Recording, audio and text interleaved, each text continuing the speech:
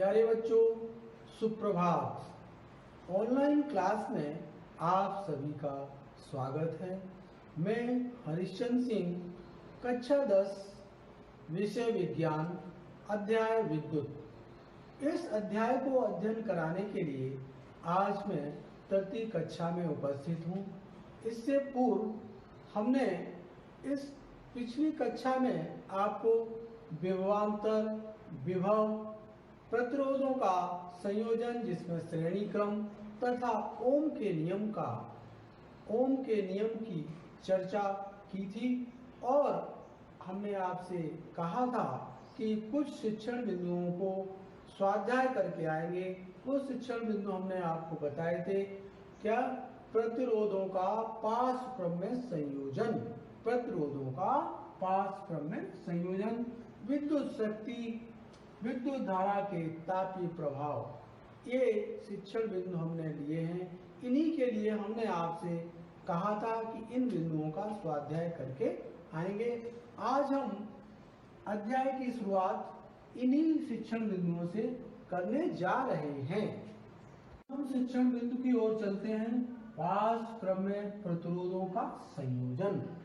पार्श्व क्रम में प्रतिरोधों को संयोजित कैसे करते हैं, जोड़ते कैसे हैं, उस विधि को हमने यहाँ पर एक चित्र परिपथ बनाया है।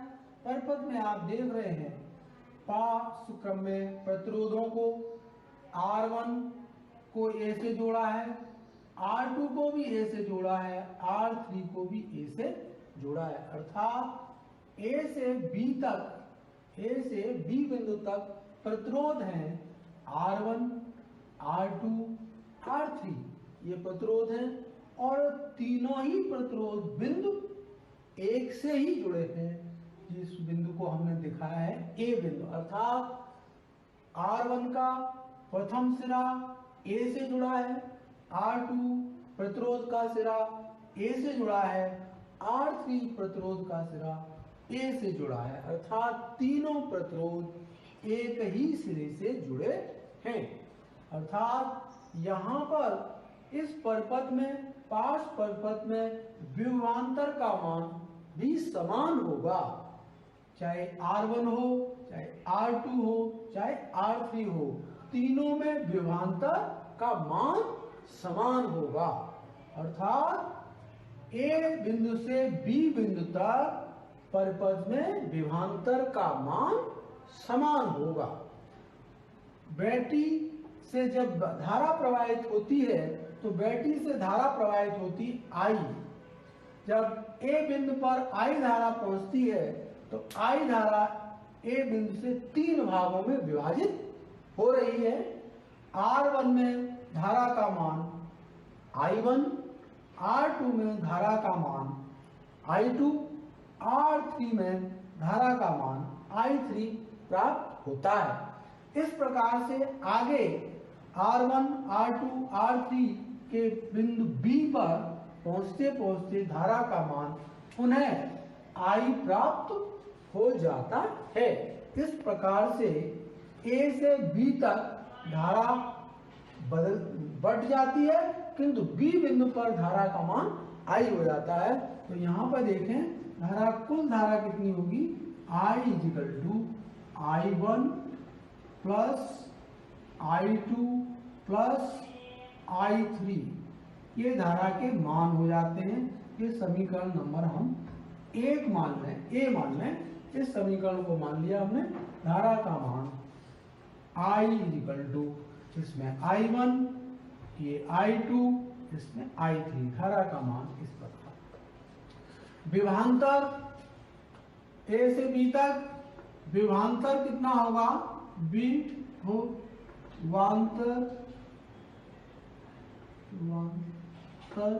का मान सभी में V होगा।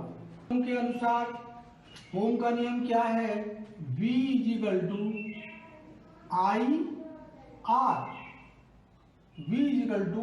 IR। इसको समीकरण नंबर 2 दे दें, V दे दें। चलिए V दे दें। यहां से हम I का मान निकाल सकते हैं। I = V/R। ये I का मान V/R। अब I1 is equal to V1 V upon R1, I2 V upon R2, I3 V upon R3। ये मान हमने I के प्राप्त कर लिए हैं यहां से। अब I के मान समीकरण A में रखने का, I के मान समीकरण A में रखने पर, A में रखें I is equal to V upon R1 plus V upon R2 plus V upon R3। अब देखिए I is equal to V upon R है, ये समीकरण से, समीकरण नंबर C से I is equal to, I का मान समीकरण इसमें रखेंगे तो यहां होगा V upon R is equal to, यहां कॉमन होगा V, 1 upon R1 plus 1 upon R2 plus 1 upon R3। V से V कैंसिल हो जाएगा, फॉर्मूला जनरल फॉर्मूला निकल के आएगा, यहां लिख देते हैं 1 upon R is equal to 1 upon R1 plus 1 upon R2 plus 1 upon R3। ये पास क्रम का प्रतिरोधों के संयोजन का फॉर्मूला प्राप्त होता है। इस प्रकार से पास क्रम के विभवांतर, विद्युत धारा और इनके बीच संबंधों को स्थापित करने का यह सूत्र है, 1/R बराबर 1/R1 plus 1/R2 plus 1/R3। यहाँ पर प्रतिरोध का जो मात्रक होता है वो प्रतिरोध का मात्रक ओम होता है। क्या होता है? ओम। इसलिए इस परिपथ में सपोज कर लें कि यहाँ पर R1 का मान 2 है, 2 ओम है, R2 का मान 3 ओम है, R3 का मान 4 ओम है, तो तुल्य प्रतिरोध कितना होगा? इस तरह से प्रश्न भी पूछे जाते हैं। तो देखिए कैसे निकालते हैं, 1/R बराबर 1/2 प्लस 1/3 प्लस 1/4। तुल्य प्रतिरोध निकालेंगे तो यहाँ पे इक्वल टू एलसीएम ले लें, एलसीएम होगा आपका कितना होगा? एलसीएम 12 ले लें, 12 ले लें, 6 plus 4 plus 3 is equal to 13 upon 12। R is equal to, R की वैल्यू निकालेंगे, आर इज इक्वल टू क्या होगा? 12 अपॉन 13 ओम। ये इसका प्रतिरोध होगा। यदि इस तरह से R1 का मान 2, R2 का मान 3, R3 का मान 4 हो तो पाठ्यक्रम में यदि प्रतिरोध जुड़े होंगे तो उनका प्रतिरोध कितना आएगा? इतना प्राप्त होता है। इस प्रकार से सूत्र का निगमन, प्रतिरोधों का संयोजन पाठ्यक्रम में आता है। 2 की ओर चलते हैं। विद्युत शक्ति, इलेक्ट्रिक पावर किसे कहते हैं? इलेक्ट्रिक पावर किसी विद्युत परिपथ में विद्युत ऊर्जा के व्यय होने की दर को विद्युत शक्ति कहते हैं। व्यय ऊर्जा होने की दर को विद्युत शक्ति कहते हैं।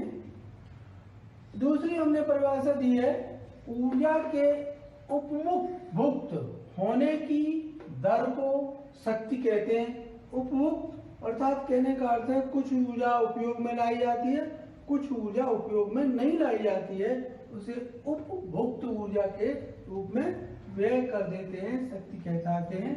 यदि किसी परिपथ में t सेकंड में W जूल ऊर्जा व्यय हो, t सेकंड में कितने जूल? W जूल ऊर्जा व्यय हो तो शक्ति कितनी होगी? P बराबर W/T। ये हमने समीकरण नंबर 1 दे दिया है, 1 P बराबर W/T। ये ऊर्जा व्यय होगी। यदि किसी परिपथ में V विभवांतर हो, आई एम्पियर की धारा प्रवाहित की जाए और कितने समय तक, टी समय तक धारा प्रवाहित की जाए, तो जो कार्य होगा W बराबर V into I into T, V I T joule कार्य होगा। अब प्रथम समीकरण नंबर इसको B दे दें, प्रथम समीकरण में W का मान रख दें, तो W का मान रखने से P इक्वल टू W बटे T, V का मान, W का मान है V आई टी, यहाँ पे T से कैंसिल हो जाता है, तो P equal to power equal to V I, power का मात्रक होता है वाट, मात्रक क्या होता है, वाट होता है। P इक्वल टू वी आई, यहाँ पर ओम के नियम का पालन करें तो हम देखें V equal to I R, V equal to I R, V की जगह आई आर मान लगाते हैं, I R into I equal to I square R, ये सूत्र प्राप्त होता है, I square R, P equal to I की जगह I equal to V upon R, I की जगह रख दें V अपॉन आर, इस समीकरण में रख दें तो ये होता है V स्क्वायर, आई स्क्वायर की जगह V square upon R square into R, एक आर से ये आर कैंसिल हो जाएगी, P equal to V square, या V स्क्वायर है upon R, P equal to V square upon R, P का मात्रक वाट होता है, यह विद्युत शक्ति का सूत्र है। नंबर 3, विद्युत धारा का तापीय प्रभाव। विद्युत धारा का तापीय प्रभाव या ऊष्मीय प्रभाव क्या होता है? विद्युत स्रोत की ऊर्जा का कुछ भाग उपयोगी कार्यों में व्यय होता है, स्रोत की शेष ऊर्जा ऊष्मा के रूप में व्यय होती है। अर्थात विद्युत स्रोत से जो ऊर्जा प्राप्त होती है वो कुछ कार्यों में तो व्यय हो जाती है, शेष कार्यों में व्यय नहीं होती, अर्थात उसका उपयोग नहीं हो पाता है। वो उपकरणों को क्या करती है, वो ऊष्मा दे देती है, उसमें उसकी ह्रास हो जाता है, व्यय हो जाती है ऊष्मा। अर्थात विद्युत स्रोत की ऊर्जा का कुछ भाग ही उपयोगी कार्यों में व्यय होता है। स्रोत की शेष ऊर्जा ऊष्मा के रूप में व्यय हो जाती है। किसी वस्तु को गर्म करने में वो ऊर्जा व्यय हो जाती है।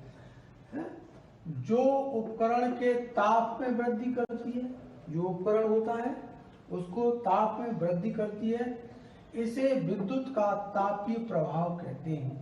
अर्थात विद्युत धारा का तापीय प्रभाव वो है कि विद्युत स्रोतों की ऊर्जा का कुछ भाग ही उपयोगी रहता है और अधिकांश भाग उसको ऊष्मा देने में खर्च हो जाता है। इसे विद्युत का तापीय प्रभाव कहते हैं। इसका उपयोग आप दैनिक जीवन में देखते भी हैं।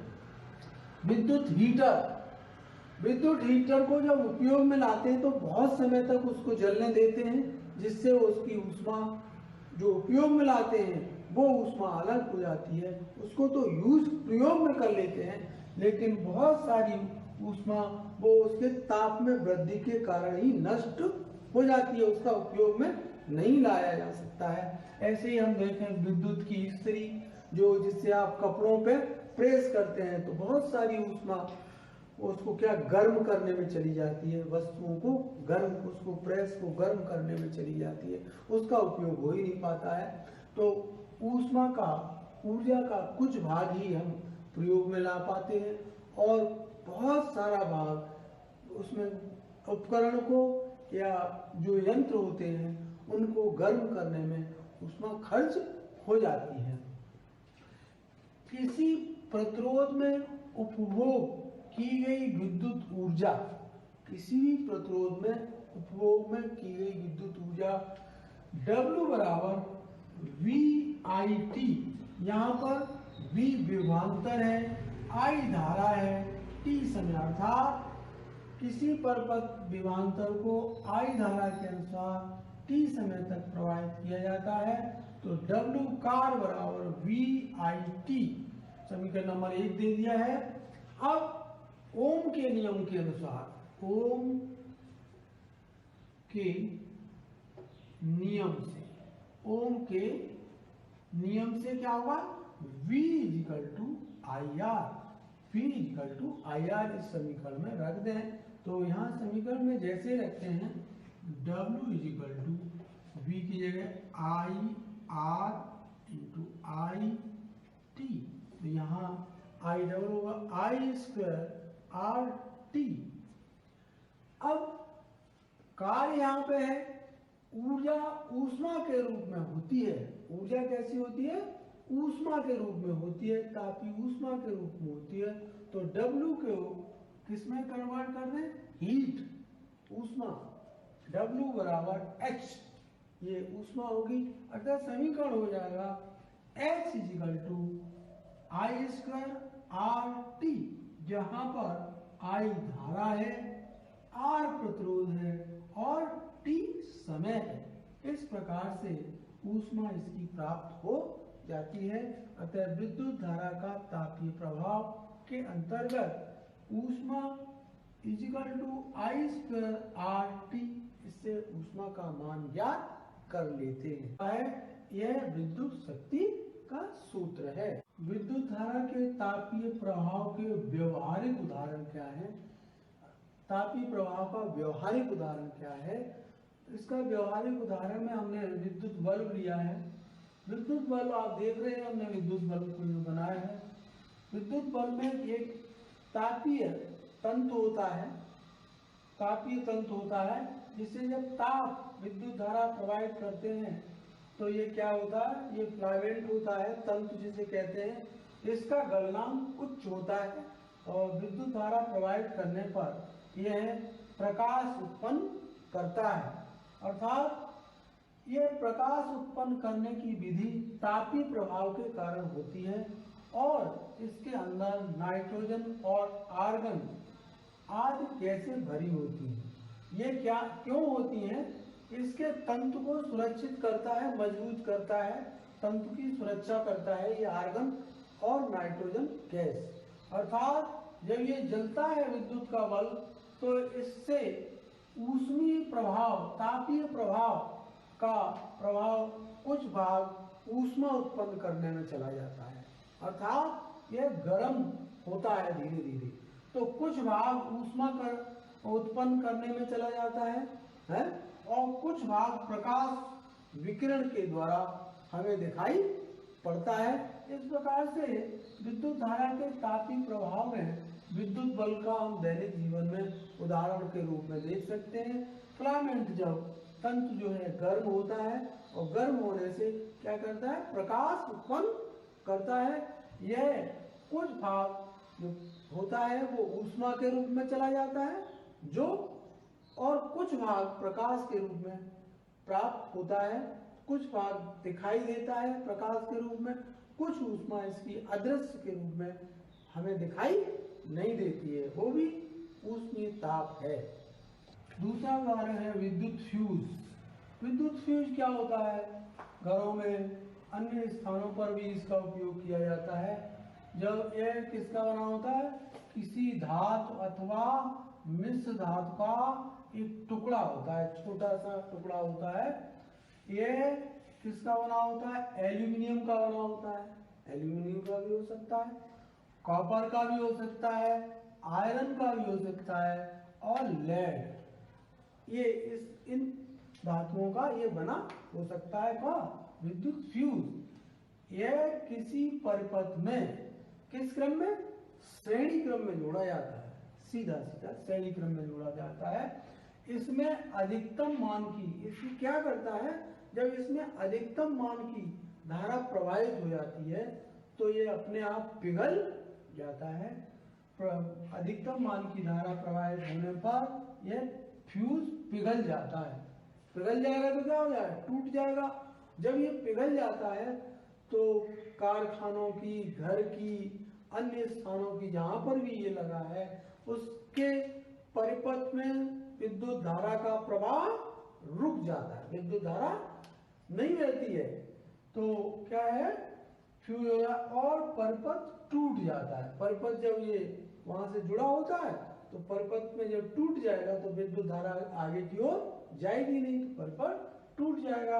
इसे विद्युत रोधी पदार्थ में रखा जाता है। विद्युत रोधी पदार्थ कौन से होते हैं? पोर्सिलिन, चीनी मिट्टी का भी कभी कभी टुकड़ा होता है, उसके अंदर भी इस तार को लगा देते हैं। मुख्यतः पोर्सिलिन के अंदर इसको रखा जाता है।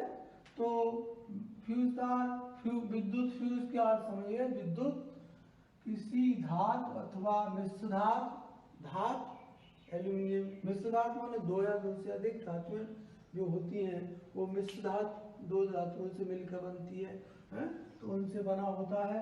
और यह किसी परपथ में श्रेणी क्रम में जुड़ता है।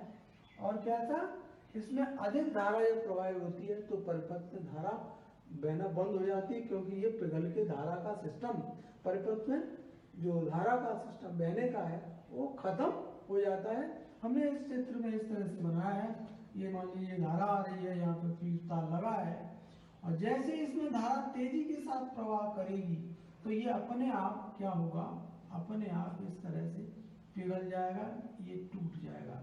और जैसे पिघल जाएगा तो परिपथ में विद्युत धारा जो इधर से इधर को जा रही थी, तो विद्युत का बल्ब जल रहा था, वो जलना क्या हो जाएगा, बंद हो जाएगा।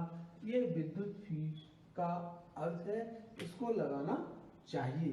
हमारे आज का है 3 प्रतिरोध क्रम से R1, R2, R3, जिनका मान R1 का मान 2 में, R2 का मान 3 में, R3 का मान 4 में, पास क्रम में तुल्य प्रतिरोध ज्ञात करना है। हमने आपको पास क्रम का फॉर्मूला बताया था, सूत्र निगम कराया है, 1/R बराबर 1/R1 plus 1/R2 plus 1/R3 को मानों को रखकर इनको हल करेंगे। प्रश्न नंबर 2, विद्युत शक्ति किसे कहते हैं? परिभाषा हमने आपको लिखाई है, परिभाषा को याद करके इसको लिखेंगे। प्रश्न नंबर 3, विद्युत धारा का तापीय प्रभाव, विद्युत धारा का ताप के ऊपर क्या प्रभाव पड़ता है उसको हमने आपको अच्छी प्रकार से समझाया है, आपने ध्यान दिया होगा। और उसके व्यवहारिक उदाहरण क्या है? व्यवहारिक उदाहरण में विद्युत बल्ब और हमने कुछ एक और बताया था, ये आपके व्यवहारिक उदाहरण हैं। इनको आप पढ़ेंगे और उनके व्यवहारिक उदाहरणों को आप लिखेंगे कि ये क्यों है व्यवहारिक उदाहरण। इससे फ्यूज बताया था, उसको आप करेंगे। आज इस अध्याय के अंत में आपको कुछ की पॉइंट्स बताएंगे, उन की पॉइंट्सों के आधार पर इस अध्याय का आप अच्छी तरह से अध्ययन करेंगे। पहला की पॉइंट है विद्युत धारा, विद्युत धारा क्या है एवं इसका मात्रक। आपको याद होगा विद्युत धारा क्या है? आवेश प्रवाह की दर को विद्युत धारा कहते हैं, और इसका मात्रक एम्पियर होता है। नंबर 2, आवेश कितने प्रकार के होते हैं? कितने प्रकार के होते हैं? आवेश 2 प्रकार के हमने बताए थे, धनावेश और ऋण आवेश है। प्रतिरोध,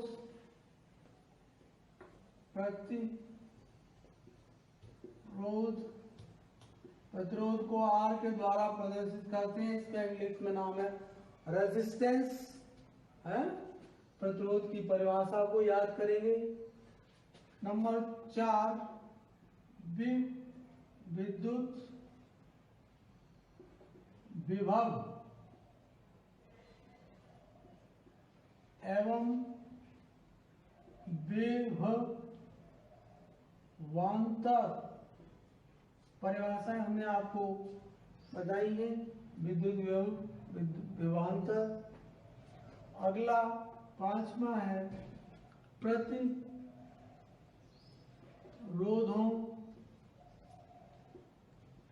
का